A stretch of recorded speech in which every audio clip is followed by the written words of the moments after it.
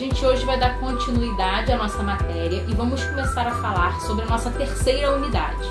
Nós hoje vamos falar sobre Grécia e Roma, tá? A gente vai dar só uma pincelada, a gente no bimestre que vem vai falar mais de forma mais aprofundada, tá? Sobre esses assuntos. Hoje é só para vocês já irem entrando e entendendo um pouco sobre o contexto das sociedades gregas e romanas, tá bom? A Grécia, que é a nossa primeira civilização, ela surge no Mar Mediterrâneo, tá? E é formada por alguns povos, tá bom? Ela surge na Península Balcânica e ela é cercada ali por montanhas, pelo mar, tá? E o que constitui a Grécia são várias ilhas além da Grécia Central e do Peloponeso, tá? A Grécia ela não é formada não é constituída de uma forma comum, como a gente está acostumado, né? Quando a gente fala de uma civilização, a gente pensa logo em alguma coisa localizada ali num espaço de terra só. E a Grécia ela é formada por várias ilhas, além da Grécia Central e o Peloponeso. A Grécia ela tem como principal fonte, né, o comércio marítimo. E ela fica super conhecida na antiguidade pela questão desse comércio marítimo. Ela tem grandes navios, né, que fazem esse comércio e que por um bom tempo monopolizam ali esse comércio marítimo. Das muitas ilhas que existem, né, dentro da civilização grega, a gente tem uma em especial que é a ilha de Creta, tá? Essa ilha ela era governada pelo rei Minos e é lá que surge um dos grandes mitos gregos. Os gregos eles têm muitos mitos, né? Entre eles a gente pode citar aí o centauro, a gente tem a Medusa, né? E a gente tem também a questão dos deuses gregos, né? Que são importantes. Esses deuses eles viviam no Monte Olimpo, tá? E tinham aparência humana. Claro, né? Muito maiores, muito mais fortes, mas tinham toda a aparência humana e também tinham sentimentos humanos. Eles eram bem próximos aí do que a gente conhece do ser humano. A diferença é que tudo neles era muito mais grandioso. Então, se eles sentiam raiva, era uma raiva muito maior do que um ser humano normalmente sente. Se eles sentiam ódio, era um ódio muito maior. Então, tudo neles era muito exacerbado, certo? Mas voltando a falar de Creta, é lá que surge o mito do Minotauro, tá? Segundo a lenda do Minotauro, Minos, antes de se tornar rei de Creta, ele faz um acordo com Poseidon, que é o deus do mar, tá? E qual é o acordo que ele faz com Poseidon? Poseidon, ele tenta aí uma conversa com Poseidon e ele quer que Poseidon dê a ele, né, o poder sobre a ilha de Creta. Poseidon a princípio concorda, né, e faz um trato com ele. Ele vai mandar um touro branco, né, do mar para que Minos sacrifique esse touro. Só que o touro era bonito, era um animal muito bonito. Minos se encanta pelo animal e resolve trocar. Ele faz lá o seu sacrifício, mas de um outro touro, não que Poseidon mandou. Ele na verdade sacrifica um touro normal, um touro comum, bem parecido com o que Poseidon manda, achando que Poseidon não ia notar a diferença. Poseidon percebe a diferença, Poseidon fica muito chateado por Minos tentar ser esperto e querer aí dar a volta nele, né? E joga uma maldição sobre Minos. Ele faz com que a esposa de Minos se apaixone pelo touro e tenha um filho com o touro. É óbvio que isso é uma lenda, né? É um mito. Biologicamente não tem como isso acontecer. Mas aí a esposa de Minos se apaixona pelo touro e tem um filho com ele, com o corpo de um ser humano e a cabeça de um touro. Minos manda construir um labirinto para aprisionar o Minotauro lá dentro. Quando Creta vence a guerra contra Atenas, ele decreta uma ordem em que todos os anos os atenienses teriam que mandar 7 rapazes e 7 moças para serem sacrificados dentro desse labirinto, tá? Para o Minotauro. Esse sacrifício lá no mito, né, na lenda, ele só termina quando Teseu e a princesa eles vencem o Minotauro e conseguem matar o Minotauro. Mas é óbvio que isso é só uma lenda. Mas as lendas gregas, elas são bem interessantes, é legal a gente saber um pouquinho, porque muitas coisas que vocês gostam em termos de videogame, de histórias, são baseados às vezes nesses mitos gregos. Uma outra cidade importante da Grécia é Atenas, tá? Eles são formados pelos povos aqueus, tá bom? E eles são grandes militares, né? Eles são muito grandes na área militar e começam uma expansão militar pela Grécia, incluindo aí outros povoados que não eram gregos. Essa expansão militar, ela se dá pelo mar, já que o mar para os gregos é muito importante. E em Atenas também, onde surge o mito da Guerra de Troia, tá? A Guerra de Troia, é uma guerra que é bem conhecida, tá? Que tem o famoso cavalo de Troia, né? Alguém já deve ter ouvido aí falar no cavalo de Troia, ou já deve ter visto. Isso é muito representado em vários desenhos, filmes que falam de estratégia militar, tá? E também é um mito. É óbvio que todo mito, ele sempre tem um fundo ali de verdade, sempre tenta expressar alguma coisa que de fato está acontecendo. Mas a história, como a gente conhece da Guerra de Troia, ela é considerada um mito, tá? E tudo se dá mediante o casamento de um herói com uma deusa, tá? Aonde as deusas começam a disputar ali quem é a deusa mais bonita, a deusa mais importante. E como eles não conseguiam chegar, né, a um consenso, eles resolvem escolher uma pessoa, um ser normal que tem, né, fama de ser muito honesto, né? Elas escolhem esse cara, o nome dele é Alexandre, tá?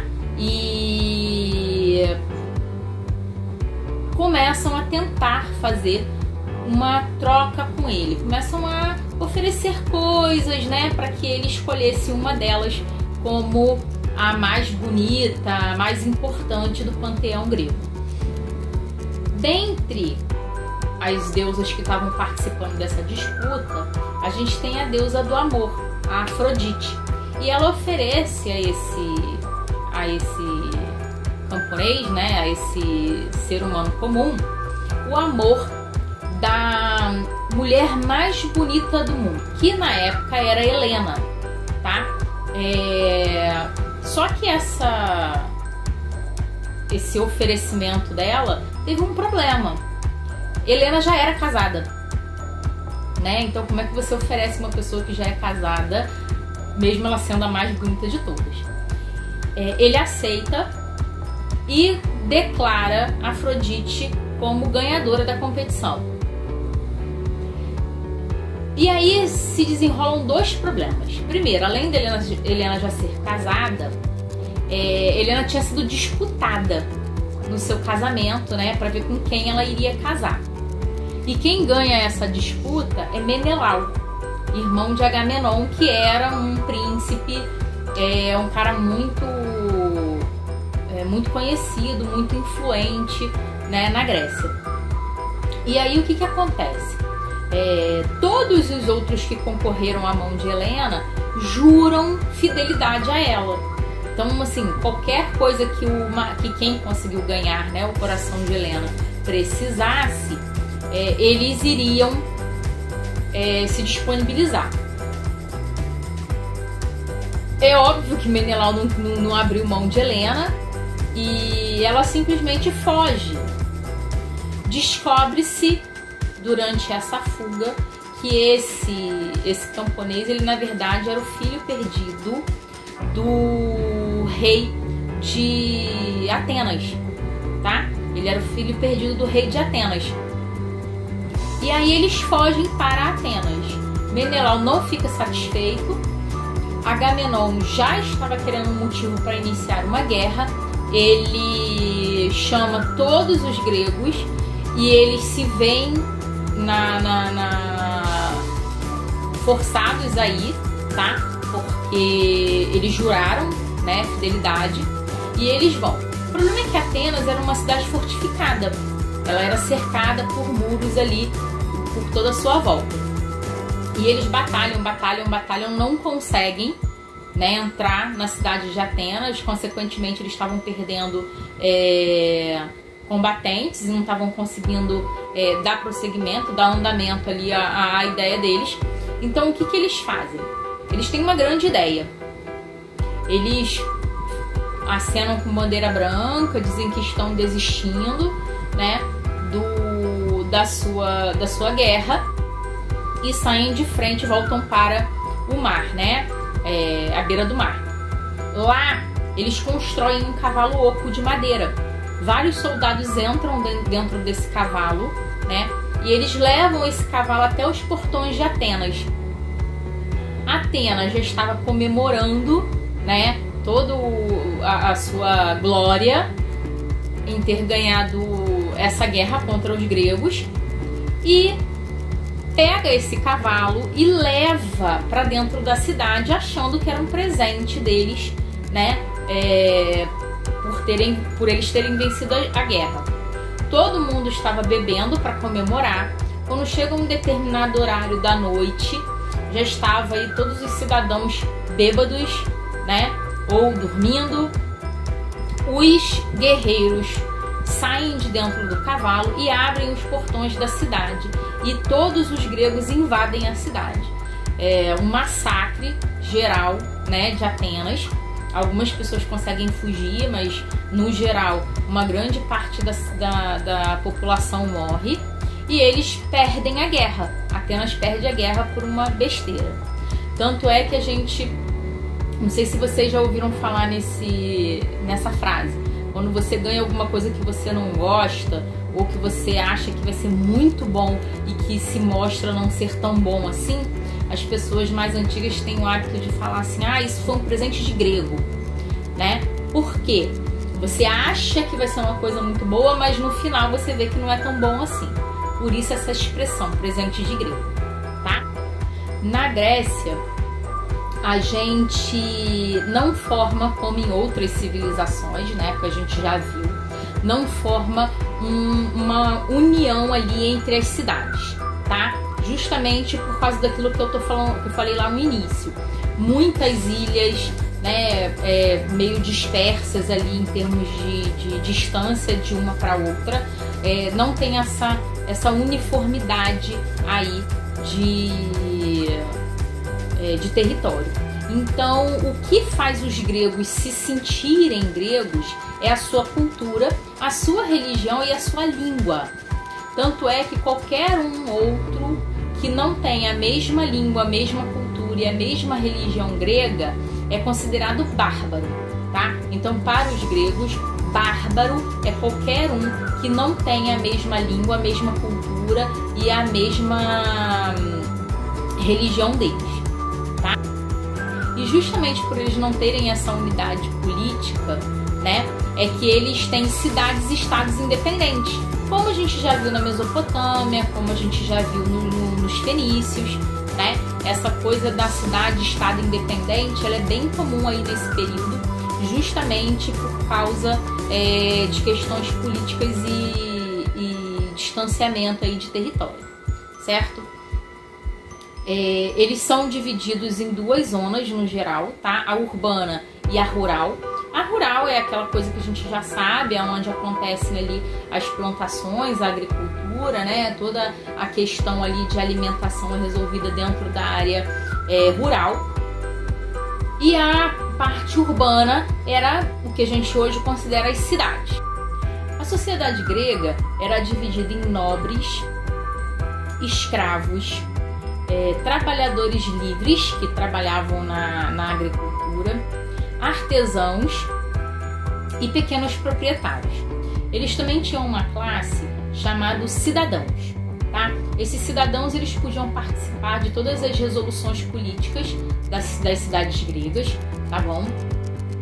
Mas não era todo mundo que era nascido na Grécia que poderia ser cidadão, tá? E também ser cidadão não dependia somente da questão de posição social, tá? Quem não poderia ser cidadão? Mulheres, de forma alguma, de jeito algum. Uma mulher grega poderia ser uma cidadã.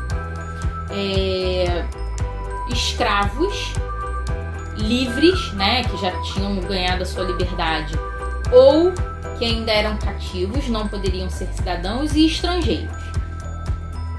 Os cidadãos, eles eram responsáveis pelas discussões políticas. Eram eles que ficavam responsáveis por decidir questões em relação a comércio, a economia, né, e outras coisas afins dentro das cidades gregas.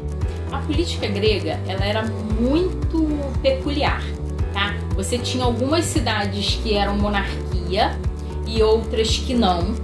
Então, algumas tinham reis, outras não tinham, tá? Mas uma coisa era comum: todas elas tinham duas instituições, o Senado e a Assembleia, tá? Normalmente, seja lá qual for o cargo que estivesse à frente da cidade, sendo rei ou não, ele não era um cargo hereditário, tá? Então, assim, não é o filho daquele rei não vai se tornar. Quando aquele rei saía ou morria, era o Senado que escolhia quem seria o novo rei, tá? Normalmente, eles sempre levavam em consideração, na sua escolha, um político, né, que já tivesse sido militar e que tivesse sido um bom comandante, tá? Porque eles sempre visavam essa questão da proteção às cidades. Então, isso era um fator importante para eles na escolha do rei. E a Assembleia é que ratificava essa escolha. Então, vamos dizer que o Senado tinha escolhido o senhor comandante João dos Santos para ser o rei.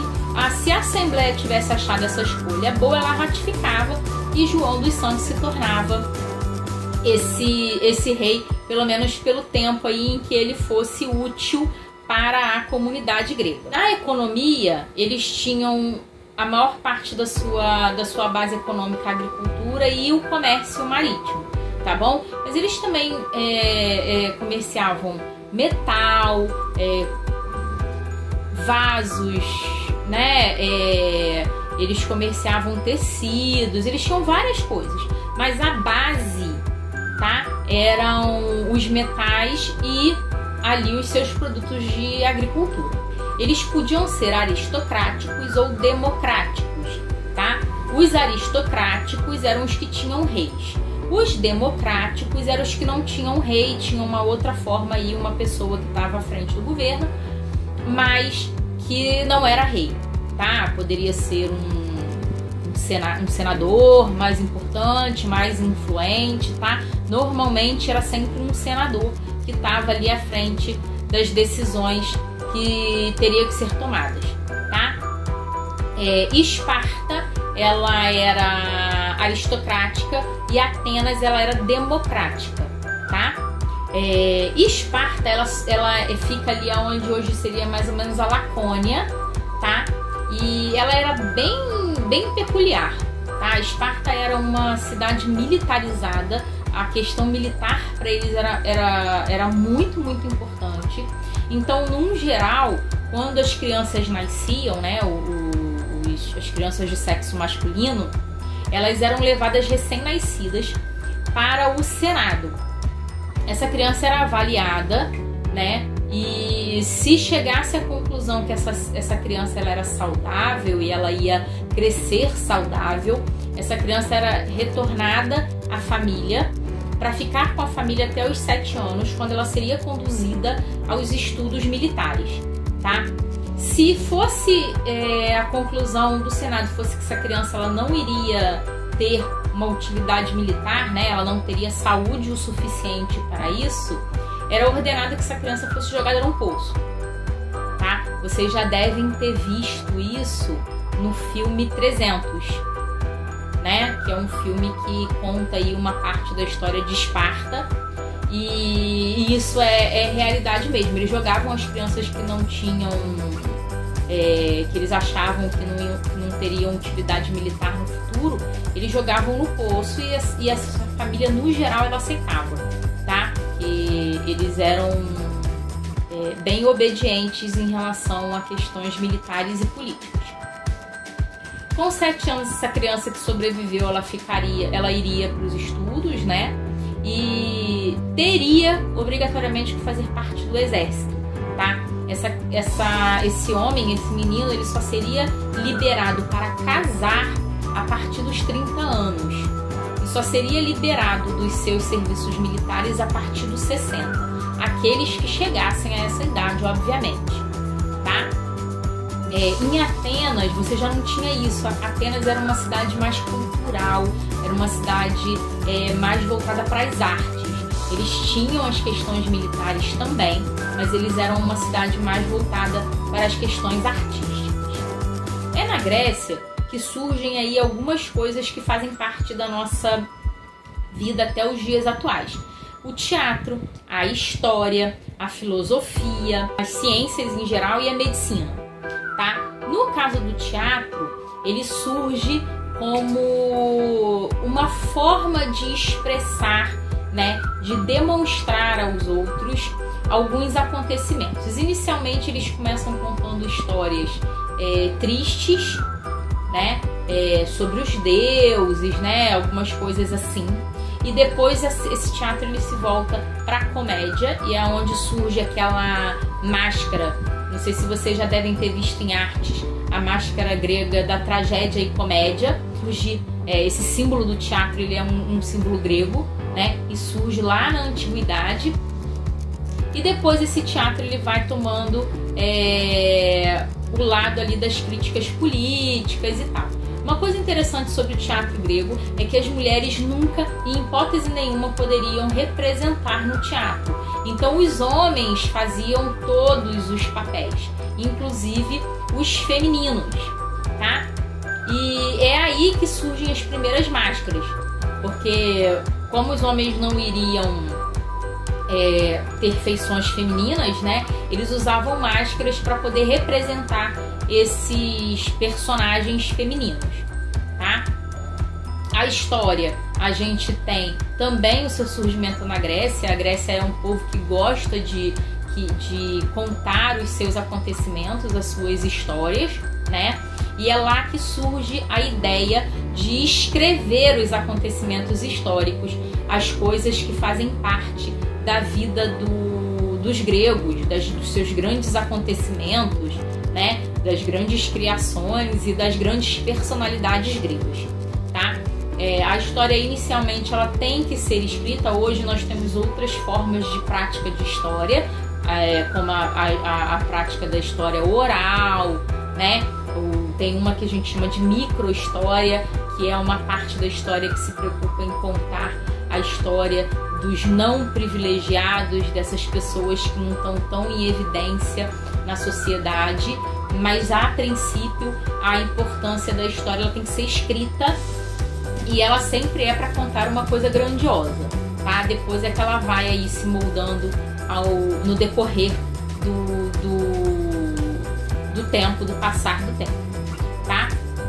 As ciências elas surgem na tentativa de explicar questões da natureza, tá? Como a gente já tinha falado anteriormente, as civilizações antigas elas têm muita dificuldade com a questão de entender a natureza, né? E aí por isso surge a ciência na tentativa de explicar aí alguns acontecimentos da natureza, e a medicina é a necessidade da cura de algumas doenças, né? A gente, para ter a cura de uma doença, a gente precisa entender essa doença, entender o corpo, saber como é que ele funciona, para poder saber o que está causando aquele mal.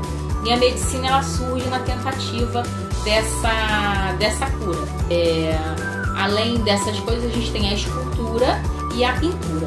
A pintura, no geral, a pintura grega, ela se encontra muito nas cerâmicas, né? Para quem já assistiu Hércules, o desenho, vocês percebam, né, se forem assistir de novo, que a história começa com o quê? Com as mulheres saindo de dentro da pintura de um vaso grego. E as pinturas normalmente acontecem nesses vasos, afrescos em paredes ou em tetos de edifícios públicos. A escultura, ela surge também, né? Já é uma coisa que vinha da antiguidade de outros povos, mas é na Grécia que ela toma aquela questão de movimento. Para quem já teve a oportunidade de ver uma escultura grega, vocês percebem assim os detalhes, né? Eles eram muito detalhistas com isso, tanto com a questão do corpo como com a questão dos objetos, né? Se você tem por exemplo, uma estátua de uma mulher onde ela está com um vestido, você consegue perceber a tentativa do movimento no tecido do vestido, né? Então, assim, eles são muito atentos a essa questão do detalhe, do realismo, né? Que na Idade Média acaba se perdendo um pouco, né? A gente vai ver isso mais pra frente, mas que na Idade Antiga é muito importante, e é lá que surge essa técnica de fazer essa coisa do realismo, do movimento. Eu vou deixar aqui algumas dicas de alguns filmes, tá? Que vocês podem ver sobre Grécia. A gente tem a Guerra de Troia, né? Que é baseado no mito, que eu já falei. A gente tem um filme chamado Minotauro, que também é baseado nesse mito. A gente tem Hércules, que eu já citei, o Hércules desenho da Disney, e a gente tem um Hércules com Dwayne Johnson, que é mais recente, de 2014, se eu não me engano, que é filme com atores, né? A gente tem também os filmes do Percy Jackson, que são bem legais aí. A gente tem um filme chamado Helena de Troia, tá? Que mostra uma outra versão aí da Guerra de Troia. E a gente tem, por último, Fúria de Titãs. É um filme bem legal, eu assisti Fúria de Titãs no cinema. Eu assisti Hércules no cinema também, gente. O desenho, assisti Troia no cinema também. Eu gosto de filmes com temas históricos e são filmes bem legais aí, que dão um vislumbre pra gente de algumas coisas. É óbvio que sempre tem uma ressalva ou outra, mas no geral são filmes legais pra gente entrar aí nesse mundo da mitologia e dos deuses gregos, tá? A gente agora vai começar a falar sobre Roma, né? E Roma também tem um mito da criação da cidade de Roma, tá? Segundo esse mito, teve um nascimento de gêmeos chamados Remo e Rômulo, tá?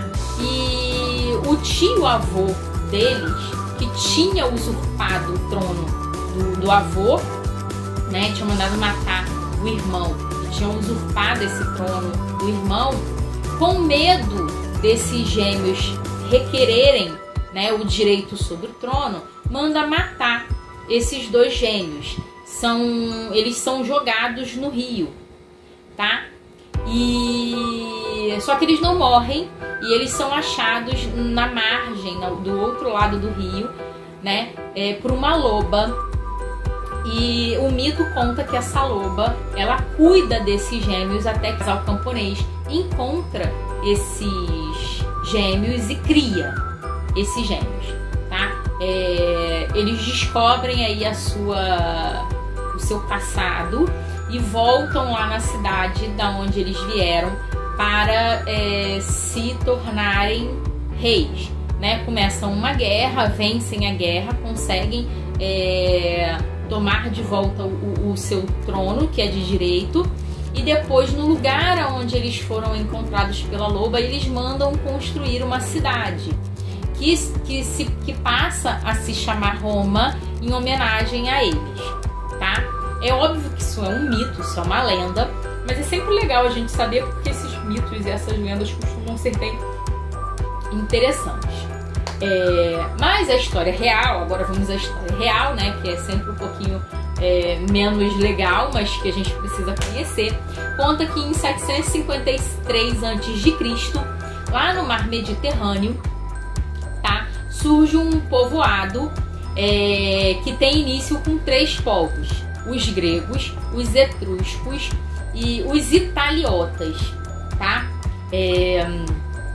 Esses povos, eles por algum motivo eles saem dos seus das suas cidades e começam a habitar ali aquela região do mar Mediterrâneo, tá? E formam uma cidadela que vai crescendo, tá? Quem comanda, porque quem chega primeiro lá são os etruscos inicialmente, e Roma ela passa por 3 períodos diferentes, tá? A gente tem a monarquia, a república e o império, tá? No caso da monarquia, quem comanda são os etruscos. A gente tem 7 reis etruscos ao todo, e é nesse período em que eles se afirmam na agricultura e reforçam a importância das rotas comerciais, tá bom? Toda cidade antiga que tem saída para o mar, seja ele o Mediterrâneo, o Adriático, né? Eles têm essa questão muito forte do comércio marítimo, que é a exportação para outras cidades. É uma forma de se ganhar dinheiro que já existia nessa época.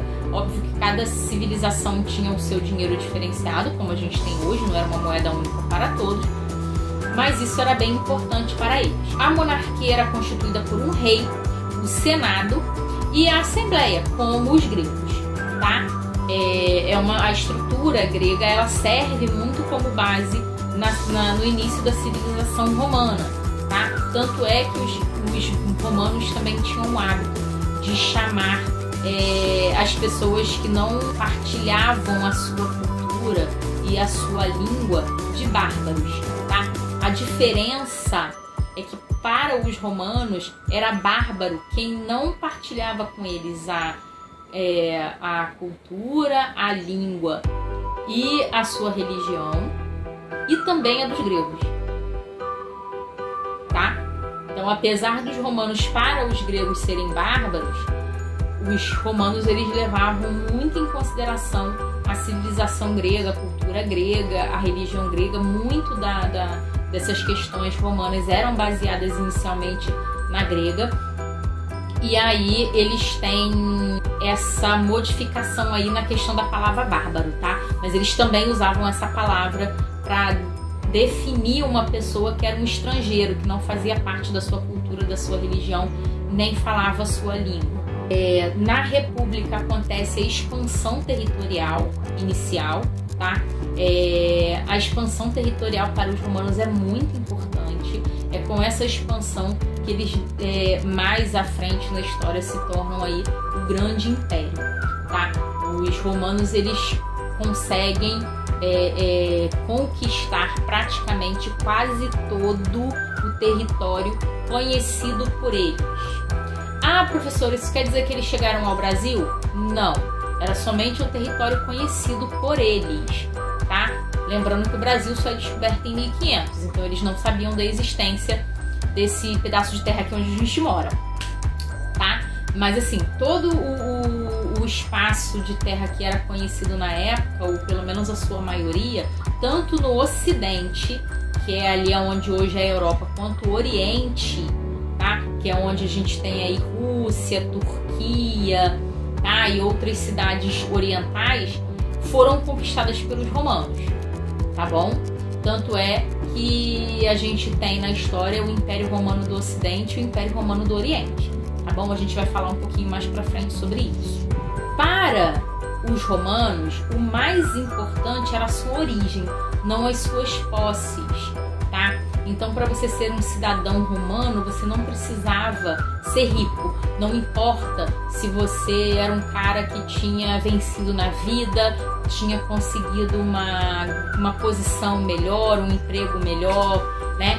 Porque se você tivesse uma origem humilde, para eles era isso que importava. Você era humilde porque você tinha tido uma origem humilde.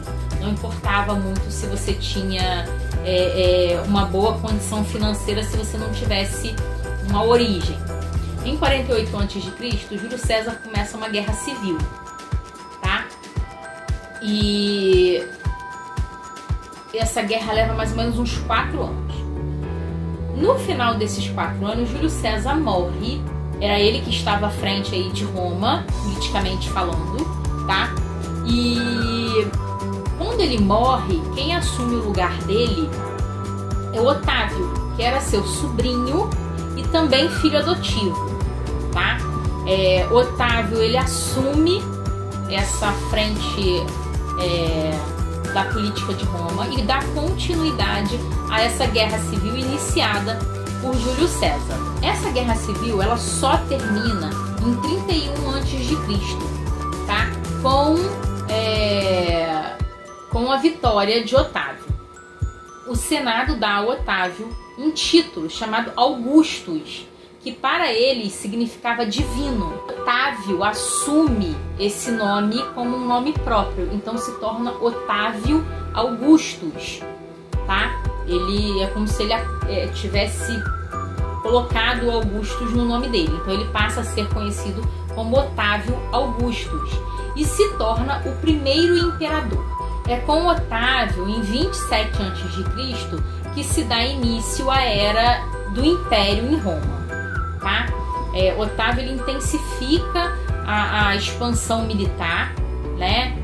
Quando a gente tem aí a maior expansão até então dentro do território romano, né? O romano se torna tão grande que ele precisa ter técnicas para administrar Roma. Então ele divide Roma em províncias, tá? E coloca pessoas da sua confiança para administrar essas províncias. Eram essas províncias que mantinham a questão econômica de Roma, tá? Eles pagavam impostos em cima de todo o comércio e a agricultura dessas províncias. Eles tinham que pagar impostos ao Império Romano. No século III d.C., o Império Romano começa a sua decadência, tá? Eles começam a sofrer muito com a tentativa de invasão bárbara, né? Os bárbaros começam a ser coagidos pelos asiáticos, né? Principalmente pelos hunos, e esses bárbaros começam a tentar entrar no Império Romano à procura de se guardar, né? De tentar aí sobreviver. Sem ter muito o que fazer, eles começam a abrir as suas fronteiras para esses bárbaros e isso começa a minar a questão não só militar, como também econômica, tá? do Império Romano. É nesse período, tá, que acontece uma divisão dentro do Império. O imperador, ele, com receio de perder, né, todo o seu império, ele divide o Império Romano em 2. E o Império Romano, ele passa a existir da seguinte forma: Império Romano do Ocidente e o Império Romano do Oriente. O Império Romano Ocidental, ou Império Romano do Ocidente, ele acaba lá pelo século V, século VI depois de Cristo. O Império Romano Oriental, ou Império Romano do Oriente, ele se mantém até entre os séculos XIV e XV, tá? Então, mas para a gente, né, o Império Romano que importa no momento é o Império Romano Ocidental, ou o Império Romano do Ocidente, tá bom? A religião romana, eles iniciam como politeístas, tá? como todas as outras civilizações antigas, tirando os hebreus. Mas com a questão do cristianismo crescendo, né, a gente tem aí o Império Romano, ele passa pela questão do nascimento de Cristo, né? Quando Cristo nasce, as cidades, né, dos hebreus, elas são dominadas por Roma, um governo romano, né?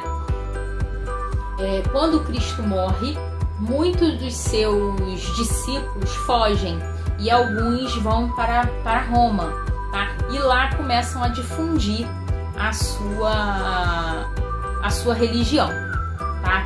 E a questão do monoteísmo.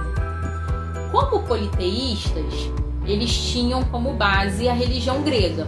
Então você tem eles não têm os mesmos deuses com os mesmos nomes, mas eles transformam esses deuses em nomes latinos.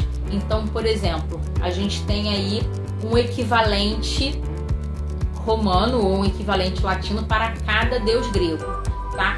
Dentre os principais deuses gregos que a gente já falou, né, que são Zeus, Poseidon e Hades, a gente tem para Zeus Júpiter, para Poseidon a gente tem Netuno e para Hades a gente tem Plutão, tá? São nomes latinos para os deuses gregos.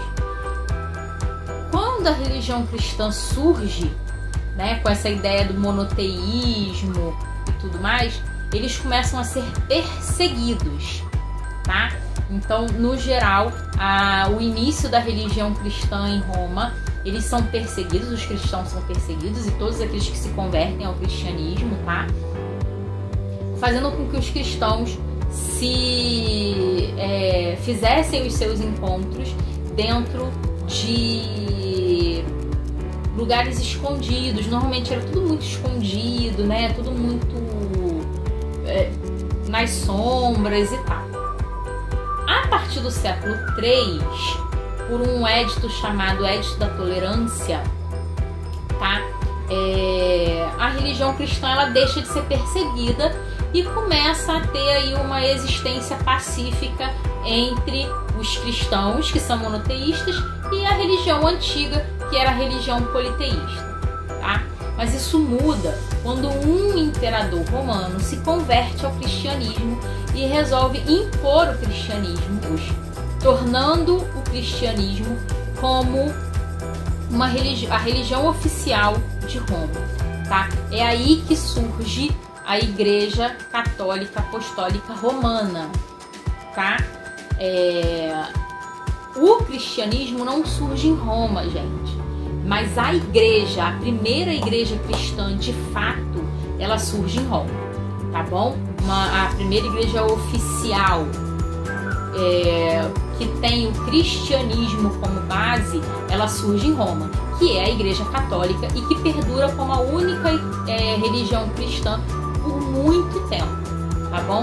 Até que ela se divide e depois a gente tem aí os protestantismos, que a gente vai estudar isso no ano que vem. A gente vai ver isso mais a fundo, também vamos ver mais a fundo a questão da Igreja Católica. Para encerrar, eu vou deixar aqui a sugestão de alguns filmes também com temática romana para vocês, né? A gente tem um classicão da Sessão da Tarde, que é O Gladiador. É um filme bem legal mesmo para assistir. Ele mostra várias questões ali importantes para a civilização romana. A gente tem Pompeia. Vocês podem assistir o filme chamado Espartacus, também é bem legal. Tem uma temática bem parecida com Gladiador. E a gente tem também Quo Vadis, que é um filme bem legal também. De Quo Vadis e Espartacus, nós temos versões antigas lá dos anos 50, anos 60 do século passado. Mas nós temos versões agora dos anos 2000. Filmes com versões mais novas, né? Com questões tecnológicas mais novas. Então, tanto faz você assistir a versão mais antiga ou a versão mais nova, tá? E fica a critério de vocês aí o que vocês querem assistir. A gente vai ficando por aqui. Por hoje é só isso. A ideia era só vocês mesmo começarem a entender um pouquinho sobre os gregos e os romanos. A gente vai falar mais deles no próximo bimestre e aí a gente vai aprofundar mais o assunto. Eu vou deixar aqui para vocês os exercícios que eu vou cobrar de vocês na próxima aula ao vivo, tá? E aí na próxima aula ao vivo a gente corrige e se vê, para matar um pouquinho a saudade e a gente poder conversar um pouquinho, tá bom? Beijo e até a nossa próxima aula.